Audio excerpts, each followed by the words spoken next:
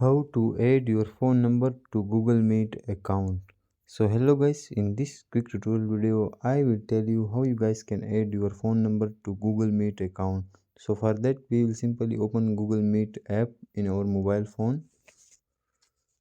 Now here you guys will see on top three lines, code, also profile pic. So I will simply click on profile pic. Now here you guys will see add your phone number, recommended actions, Google account.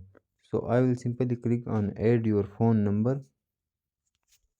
Now we will wait.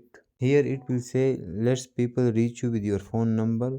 So now here you will simply select your country code and also write your phone number. So I will simply write it.